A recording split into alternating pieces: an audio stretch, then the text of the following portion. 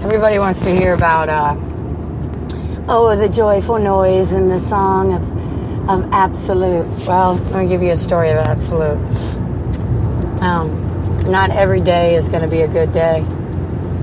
Not every day is that mindset of yours that you fight against is going to go your way. You know, you can feed your mind those thoughts of, I can get through it. I'm going to get through it. And then other days, your mind's not going to listen. Your mind's going to want to let your heart take control. And when I tell you that sometimes you should just allow your mind to take control, I truly do mean that. What I'm saying that is some days we need to let our hearts lead us, okay? We need to allow our hearts to break, mourn, feel happiness. We need to allow our hearts to guide us. Now, we can't always allow our hearts to guide us. At times we do need our minds, because sometimes the heart takes us on journeys that maybe we shouldn't always take. You understand? That we want to follow our life by our hearts and give our love away so freely and feel everything so deeply. And sometimes we just can't. We can't allow it to be that way, because the reality into which we live, we need our minds. I don't know if that makes any sense. I'm struggling today, people. I'll tell you why I'm struggling. Today's 9 years.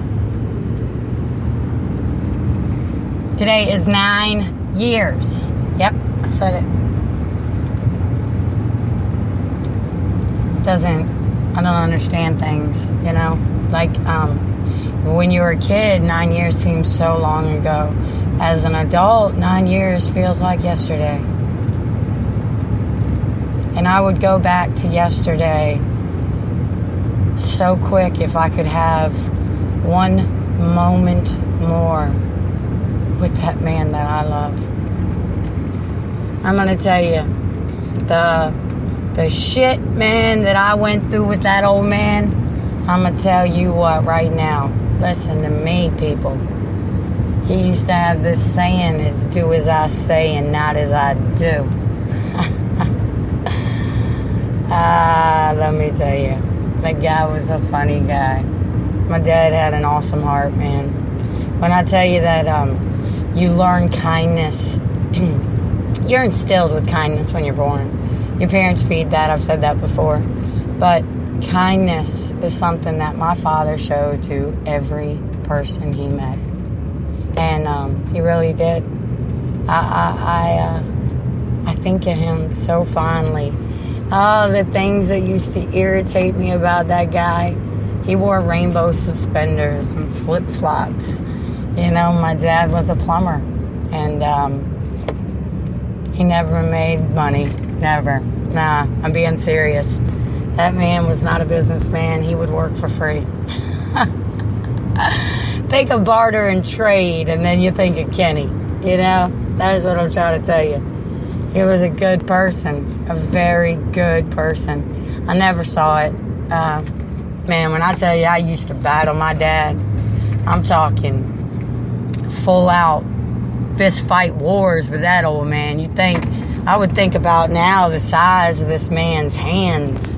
The size of this man's hands, boy, he could have crushed me like a damn, boy, my dad was one strong son of a bitch.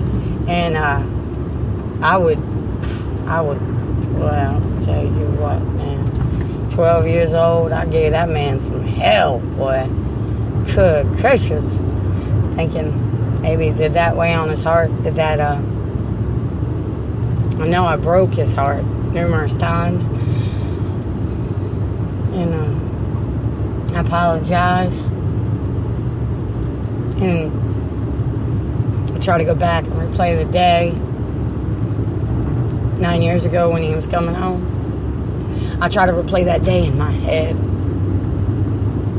Not that it do any good, but I still try to replay it, as in hope, wishing that I could get it back.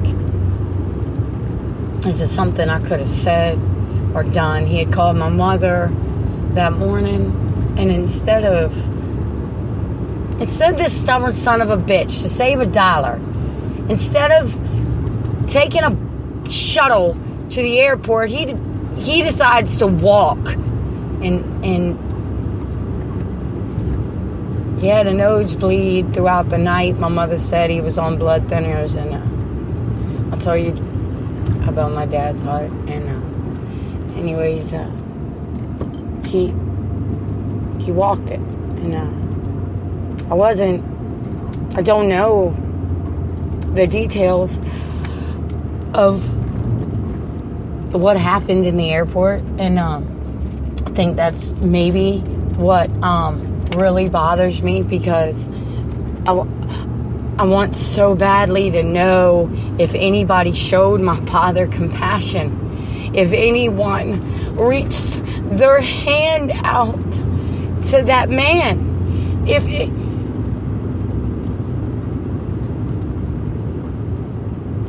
for him to have passed in an airport where people are so busy going to and from. Did anybody stop? I don't know. That's what bothers me. I think that's what eats at me the worst is not knowing that. Was it fast? And it makes me mad that he didn't take the fucking shuttle.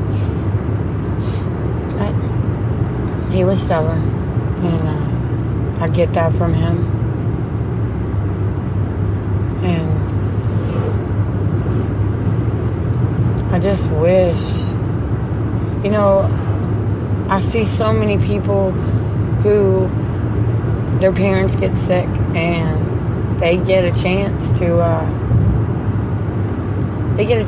be with their parents. They hold them as they pass, or be around them and surround them with love and light. And I don't think that that's any easier, really, because my father wouldn't have he wouldn't have liked that. He was not one for sitting around. Now, when he did sit down, he would fall asleep. But he was not the one to sit. When I say when he would awaken, he would jump. He's a lot like I am, man. I'm not lying. So people slowly trudge up in the morning. They get up, they're kind of slow. Not him. Nah, he's jump up and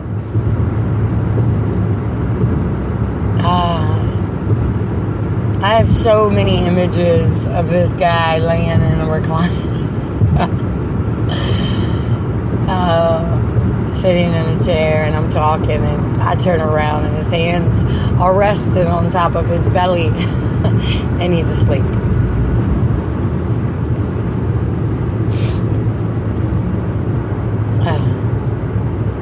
It feels good to relive those stories, but at times I look around and wonder, do other people feel that way about their parents when they pass? I have friends. God puts people in their lives for reasons. I know that God placed Tanya in my life to the very day she had lost her father. I think it was a year before mine, and when my mother showed up at my door, Tanya was with me. I thank her for her strength. And for her to have already gone through it, she knew the process that I was going to go through. I had a friend of mine lose her father 6 months after her diagnosis. A person who was very much respected, and they got the goodbyes, and I don't think it does make it any easier, because either way, even after they're gone, you think of more things to say. You think of more reasons to keep them around to talk. That's what you do. But that's where I am today. I've been always trying to let go and wondering if my grief is something that I keep as like a wall, you know, that I but it's not. When I say that my father is like a deity to me, he is. He is somewhere there anchoring me. You get what I'm trying to tell you? It's just like my grandmother. I know she's but I got to say goodbye to her, even though I didn't want to. I didn't want to say goodbye to her. And but my dad, it seems like he worked his whole life, and when he finally was almost at the peak of, he was done, he passed. It makes me upset because I always thought he'd still be around. I guess we all do. We always think our parents are always going to be around. I think as children we hold on to that idea. Even as adults, we just assume that they are always going to be there, but they are not. It's why I fight with my husband hard with this, because I try to tell him, you only have your parents for so long, and they're gone. Just like children. You know, how hard is it for a parent to let go of a child? I mean, they have to let us go. One day I will have to let my children go, and not, I won't be able to control them, or, you know, they have to become their own person. That is probably going to crush me also. You know, my middle son, as people know, is no longer with me. And I live with that every day too. All I'm trying to say is enjoy your parents, enjoy your children, enjoy everyone in your life while they're here. Just enjoy them. Take comfort in knowing that they're here. You know, tell them that. Send them an email. Fuck it, man. I know everybody's so technology driven, but you know, I don't do it. I get so consumed without my day. I don't even call my mother, man. She'll answer the phone anyway. But I try to exurbiate, whatever that word is, everything I have when I see people who mean stuff to me. And when I say I am a very hyper excited person, I am. So sometimes I come off as so damn like, whoa, calm down, Christina, calm down. But what if I don't see you again? I want you to know that you are so important in my life. I want you to know that seeing you brought me happiness. It brings a smile to my face, a skip to my day. Do you understand? So, just take a little time out. You know? You know, I'm not perfect when it comes to that, but it kills me and eats me alive to know that I just want to say everything I never got to say. Like, thanks, man. Thank you. Thank you. Thank you for always believing in me, dude. Thank you for always being my dad, being my father, being my best friend, testing me, just looking out for me, man. Thank you so much. I'm so grateful.